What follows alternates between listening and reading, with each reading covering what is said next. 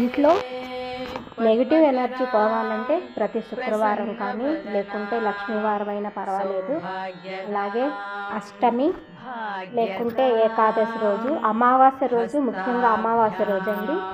అమావాస్య రోజు ఇట్లా పచ్చకర్పూరం బిళ్ళ ఒకటి తీసుకొని, మనకి నిద్రపోయిన తులసి మొక్కలు ఉంటాయండి ఎవరింట్లోనున్నా, ఆ కాండాలని మనం స్టోర్ చేసుకొని పెట్టుకోవచ్చు.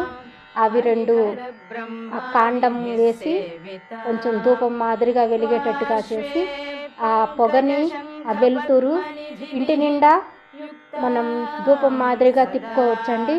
దీని ద్వారాగా నెగిటివ్ ఎనర్జీ అంతా పోయిద్దండి. అంటే తెల్లారేపాటికి ఏదో జరిగిపోయిద్దని మాత్రం నేను చెప్పను, కానీ అమ్మవారి కృపా కటాక్షాలు మాత్రం మనకి ఎప్పుడు ఉంటాయండి. ఇంట్లో స్త్రీ పరిశుభ్రంగా ఉండి ఇంటిని శుభ్రంగా పెట్టుకొని ఇలా చేసుకుంటే కనుక పాజిటివ్ ఎనర్జీ ఎక్కువ అవుతుందనని చెప్పగలుగుతాను. జై శ్రీరామ్.